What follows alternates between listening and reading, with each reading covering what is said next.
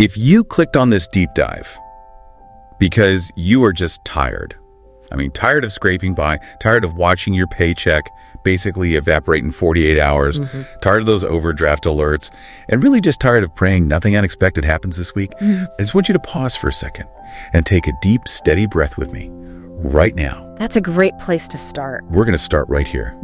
You are not alone. You are not failing. And this stress, this exhausting experience of living constantly on the financial edge, it is so much more widespread than we ever acknowledge. Oh, massively. We are talking about millions and millions of people in the U.S. just cycling through the exact same feeling of dread and exposure that you might be feeling. Absolutely. So before we even get into the mechanics of it, we need to internalize something really vital. Your current situation is almost certainly not a reflection of your character or your intelligence or how hard you work. Not at all. It is the result of the system of intense psychological stress, what we call the scarcity mindset, and I think critically, a profound lack of the practical financial structure that none of us were ever taught. We were never taught this. If you learned about finance in school, it was probably some complex thing about investing, not, how to make sure the rent check doesn't bounce. Exactly. So today, our mission is to move past that shame and that self-blame, because those are really the tools that keep people stuck. We are tackling how to escape the paycheck-to-paycheck cycle by looking at two things at the same time. The mechanics of money flow and, just as important, the deeply human, the emotional, and even the neurobiological side of managing your money when you're under chronic pressure. You have to look at both. You can't separate them. And to guide us through this really complex terrain, I've brought in an expert who truly gets both sides of this coin. Not just the spreadsheets, but the nervous system. You've spent years researching why intelligent, hardworking people stay trapped in this cycle, and more importantly, what concrete structural steps create a real escape route. Thank you. And I want to emphasize that initial point you made immediately. If you are listening to this and you are living paycheck to paycheck, you are in vast company. It is absolutely crucial for your own mental health to understand the scale of this. Right. Because that data, it just immediately dismantles the idea that this is some kind of personal moral failing. So what are the numbers? What are we actually looking at? When we look at the macroeconomic data, the reality is pretty stark, depending on the specific studies and how they define it. Using most or all of your income before the next paycheck hits, Right. We see figures consistently between 55 and 65% of all Americans. 65%? Yeah. That's staggering. This isn't an edge case. This is the default for the majority of people. It is the default, precisely. And that prevalence proves this is not about individual weakness or whether you're bad with money. The cycle is maintained by overwhelming systemic realities. Like what? What are those realities? Well, rising costs that outpace wage growth, chronic emotional stress, a huge timing mismatch between when you get paid and when bills are due, and like you said, a complete absence of financial structure. We have to be clear about that foundation before we can start building anything on top of it. Okay, let's unpack those realities, that invisible trap. Why is this cycle so incredibly hard to break, even when someone is trying with everything they have? We have to start with the economic pressures because it really does feel like the deck is stacked against the average person. And we're not talking about discretionary spending here, lattes and avocado toast. No, we're talking about survival. We are talking about basic necessities. The cost of living in the United States has just skyrocketed across every single non-negotiable category. You see it every time you go to the store. You do. Think about rent. Think about your grocery bill, how much that has ballooned in the last 3 years. Think about car payments, childcare, which is astronomical, Yeah. health insurance premiums, utilities. Everything that's mandatory is significantly more expensive. And wages haven't kept up. Not even close. Not even remotely. Yeah. So that inflation has squeezed the middle and lower classes simultaneously, and the result is that the margin for error, your buffer, has shrunk to basically nothing. To zero. Exactly. And when that margin is zero, the second major factor kicks in: unpredictability. When you have no buffer, every tiny little disruption, and these are just normal life things. Yeah, a flat tire. A flat tire, a sick kid who needs to go to urgent care, an unexpected medical bill, a surprise fee from your kid's school, a pet emergency, even just an annual insurance fee you forgot about. Right. Any of those things escalate instantly into a full-blown financial and psychological crisis. And I don't think people who aren't in it can really understand how physically and emotionally exhausting that constant high alert state is. You're just perpetually braced for impact. It is exhausting, and that sustained physical stress, it holds your nervous system captive. It keeps you in this chronic state of low-grade anxiety, and that brings us directly to the core psychological trap. The bandwidth problem. The scarcity or financial bandwidth problem. This is where the neurobiology is so important. If you are under constant money stress, your brain is scientifically proven to shift into survival mode. This is a real physical response. It's not a metaphor. Not at all. Chronic financial anxiety is like any other chronic threat. It demands immediate resources from your brain. We hear survival mode thrown around a lot, but what does it actually mean inside the brain when we're dealing with our finances? It's intense, and it's so critical to understand this, that stress literally compromises the function of your prefrontal cortex, the PFC. Okay, and that's the part of the brain that does what? That's your executive function hub. It's responsible for planning, for complex decision-making, delayed gratification, long-term logic, all the things you need to get out of a financial hole. And stress just shuts it down. It prioritizes immediate threats. Your brain narrows its focus completely to, how do I make it through this week? How do I stop the bleeding right now? It essentially shuts down your ability to realistically think about next month or save for next year. Because those long-term goals feel totally irrelevant compared to the immediate crushing pressure of today's bills. They feel impossible. So the inability to plan or budget or save isn't a failure of character or a lack of desire. It's a lack of cognitive bandwidth.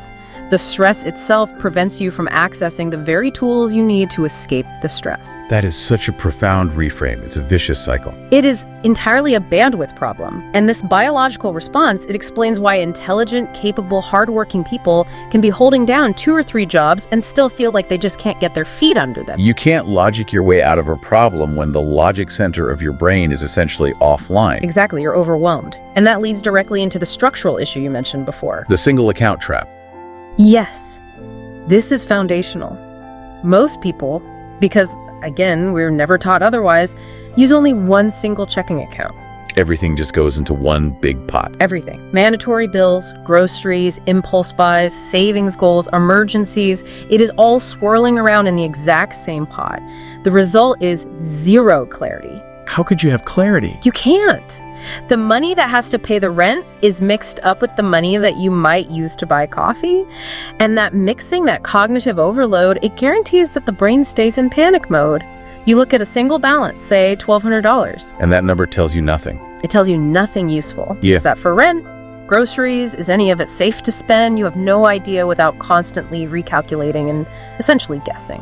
Which brings us to the emotional cycle that keeps this whole treadmill running. You know, when the paycheck finally hits, there's that momentary flood of relief. For a second. And then it's immediately followed by dread, because you know what's coming next. That dread is what we see as paycheck shock. The phenomenon where the money comes in and within, 24 to 72 hours, that balance is just slashed. Right, the auto pays. The automatic payments for rent, mortgage, car, utilities, insurance, they're all timed to hit you right after the 1st or the 15th. You've barely even registered the income before the bills have swallowed most of it. And then you're just left with a tiny fraction of it, trying to stretch that until the next deposit. The rest of the month is just waiting and rationing and worrying. It is. And that profound emotional exhaustion, it directly fuels what we call emotional spending. This is where people start to self-medicate with money. Let's spend some real time on emotional spending. Yeah. Because it's usually just framed as a failure of self-control. You know, just skip the latte. But you see it as something much deeper. It's survival. Yeah. It is fundamentally about relief, escape, and coping with that constant, overwhelming anxiety. When your brain is stressed, when it's running on empty, it seeks quick comfort. It seeks a predictable reward. Like a coffee. A coffee, ordering delivery because you're just too exhausted to cook, a small, cheap purchase on a shopping app. The stressed brain is desperate for a sense of agency. Control over something. Exactly. It says, the rent is crushing me. The systems are overwhelming. I have no control over the big picture. So give me one small thing, this purchase, that I can control and that gives me an immediate, predictable shot of dopamine. And for a moment, it feels good. That momentary pleasure offers a sense of control and a brief break from the relentless anxiety. But it's so fleeting. Right, because the inevitable outcome of spending money you couldn't really afford is guilt. And guilt is the ultimate cycle sustainer. Guilt leads directly to avoidance. You don't want to look at the bank app. You avoid the bank app, you avoid having the hard conversation about budgeting, you avoid any actual planning. And that avoidance prevents you from implementing the very structure that would solve the problem. Which just keeps the whole cycle of anxiety and stress going. Round and round it goes. So if restriction and self-punishment and just trying to have more willpower, if all that leads to guilt and avoidance, then the solution cannot be more discipline. It can't be. Discipline is a finite resource, especially when your brain is in survival mode. The real solution is structure. People escape the paycheck-to-paycheck cycle not because they suddenly develop superhuman willpower, Right. but because they fundamentally change the flow of their money. And that, in turn, calms the nervous system and creates reliable clarity. Okay, let's talk about that structure. This is where we get into your 4 foundations framework. This is the backbone for building a real, viable exit strategy. And these 4 foundations are simple, but their combined effect is profoundly powerful. The focus is entirely on minimizing friction, creating clarity, and generating financial peace. Not perfection. Not perfection. We are aiming for a sustainable system, not a temporary crash diet that's impossible to maintain. Okay, so what's foundation 1? Foundation 1 is cash flow clarity. This is about knowing with precision exactly when money comes in and exactly when it goes out. So moving from hoping to knowing. Yes. You shift from, I hope I make it, to, I know exactly what is coming and when. That knowledge is the antidote to the anxiety that breeds in the dark. Okay, cash flow clarity. What's number 2? Foundation 2 is separation. And we cannot overstate this. It is psychologically and practically impossible to win with your money if it's all in one checking account. You have to separate it. You need designated separate lanes, different homes for your bills, for your spending, and for your savings. This is the physical structure that provides the mental clarity. That separation really sounds like the engine for the whole identity shift we talked about. It is, which leads to foundation 3, buffer building. The immense psychological power of even a very small buffer, we're talking $200, $300, $500, is the critical element. It's the breathing room. It is the breathing room. It changes your entire psychological state from constant exposure to having a small, reliable shield against those little micro panics. And the 4th foundation. The 4th, which is so often missed, is emotional regulation. Recognizing that you need proactive tools to calm your nervous system. The goal is to move your decision-making out of that overwhelmed scarcity mindset and into a place of clarity. Because if you're panicked, you'll make bad financial decisions even with the best plan in the world. Exactly. The whole framework is built on understanding that the anxious brain can't plan. The structure creates peace, and that peace allows the planning part of your brain to finally come back online. I love that. And that piece really starts with clarity, right? Most people, like you said, have no idea how out of sync their income and expenses are. None. Or how much cognitive energy they waste every day trying to track these imaginary balances in a single account. The goal is to offload that entire burden onto a reliable system. So clarity is moving from, I hope I make it, to, I know exactly what's funded and what isn't. Yes. When your brain knows what's happening, when it can predict the rhythm, the panic decreases dramatically. And when panic decreases, you can think clearly. When you can think clearly, you can take consistent, long-term action. The first step is just lifting the whole picture out of the fog. Okay, so once we have that clarity, that map, the next huge non-negotiable step is separation. Let's really dig into the mechanics of this because I can feel some listeners resisting. The idea of opening multiple bank accounts might feel like it's adding complexity. That resistance is real and it's understandable, but it's based on a false premise. People think 4 accounts means 4 times the work. When in reality, it means 4 times the clarity and 4 times the peace. Structure, by its very nature, reduces complexity for the brain. But what about the practical hurdles? You know, some banks have minimum balance fees or it's a pain to constantly transfer money. Those are real issues for people. They are, absolutely. And we have to acknowledge the logistical hurdles of a financial system that often penalizes people with lower balances. The key is to find a bank that offers 4 free accounts. No minimum balance, no monthly fees. Correct. Many credit unions, online banks, and fintech companies offer this exact setup. They want your business. You should never pay a fee for the privilege of creating structure, and then the entire system has to be automated. So you set it up once and then it runs on autopilot. Precisely. Automation is critical. Yep. Now, let's detail the 4 accounts, starting with the cornerstone. Okay. Number 1, the bills account.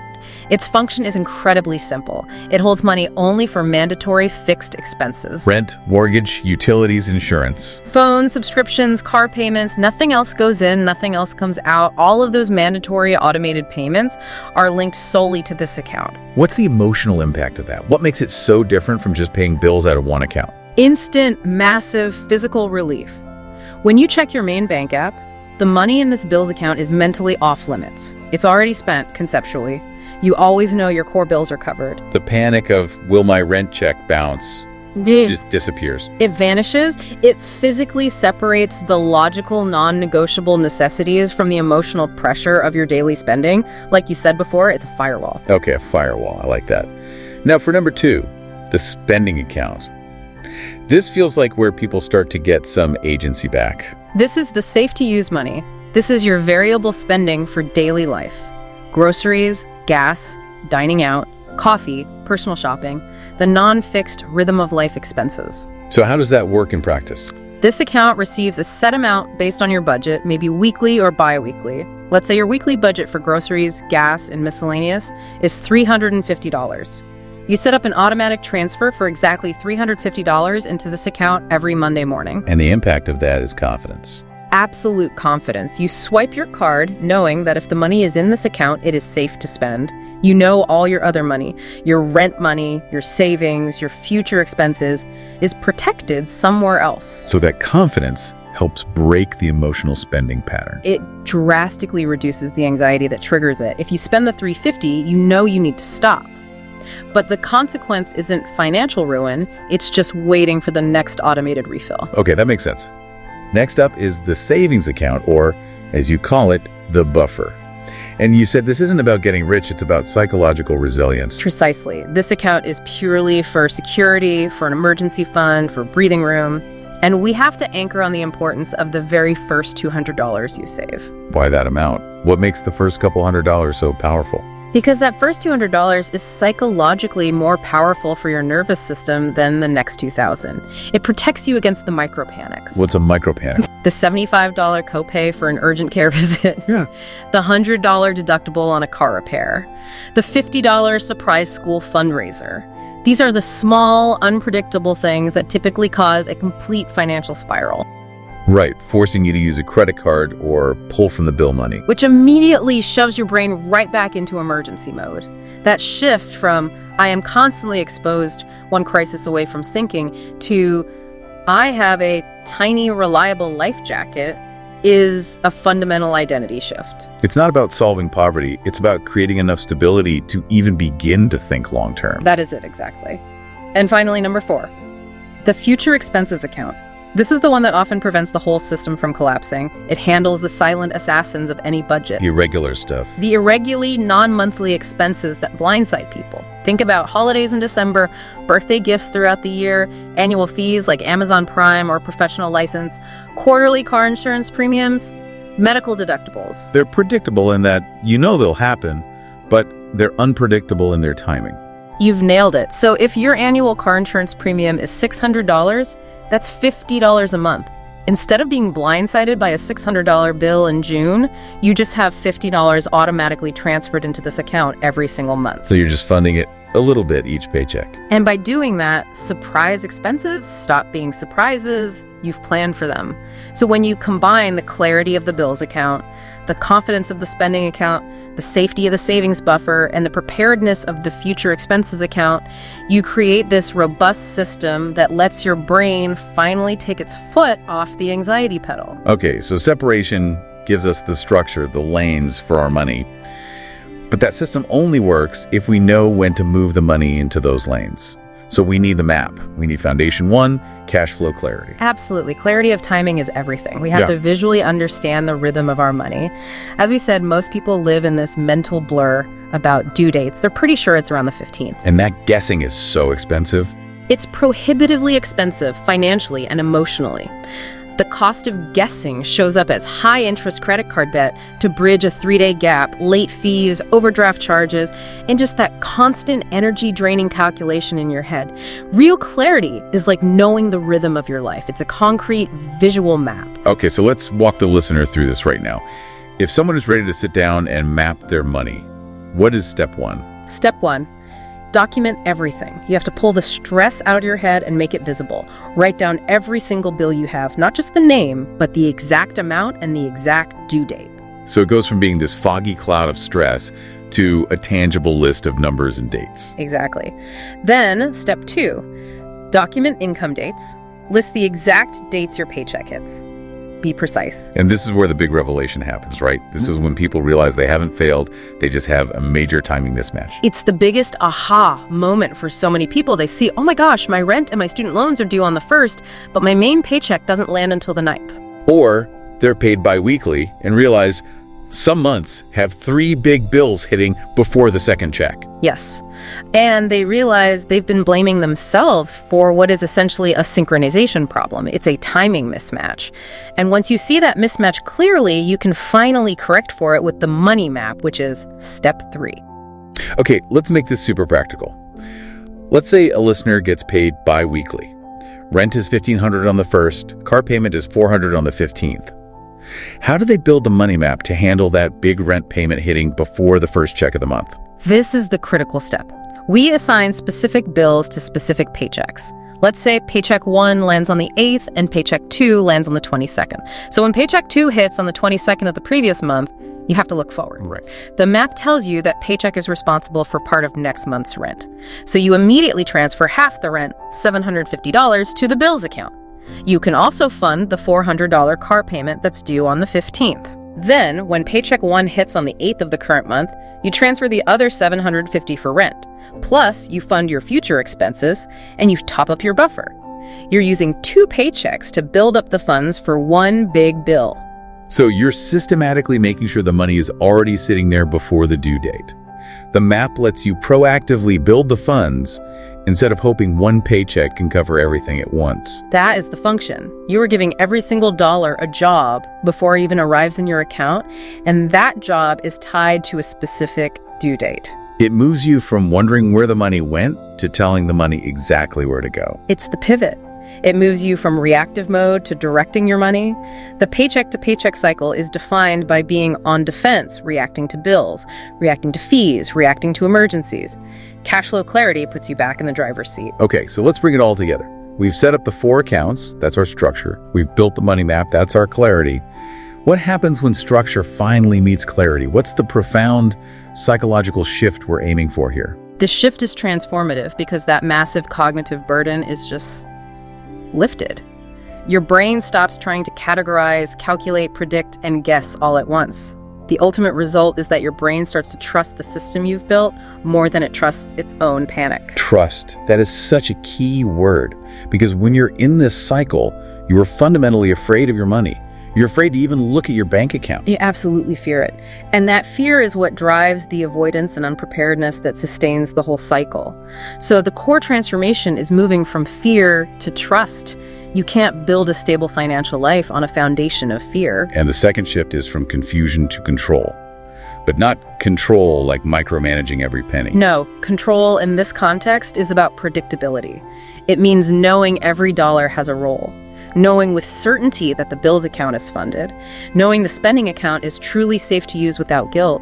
It's seeing your savings buffer grow, even slowly, and feeling that breathing room expand. That predictability creates emotional safety. And that safety is the foundation that enables better long-term decisions. Which brings us back to the buffer foundation 3 and the emotional piece, foundation 4. Let's talk more about that identity shift the buffer creates. The buffer is a turning point. We talked about the power of the first $200, but let's talk about the identity. Before the buffer, your identity is, I am someone who is constantly exposed. I always have to use a credit card for a small emergency. Yeah. After the buffer, even a small one, your identity shifts to, I am someone who has financial boundaries. I am shielded. The buffer is that demarcation point where you stop being constantly vulnerable to the small shocks and start operating from a place of managed risk. And that reduces the frequency of those micropanics that keep your nervous system on high alert. Exactly. And that leads directly into the component we really need to explore: emotional regulation. Because even with a perfect map and 4 accounts, if a big crisis hits or stress spikes, that old panic response can still trigger avoidance or emotional spending. So the structure is the framework, but emotional regulation is the maintenance. Yes.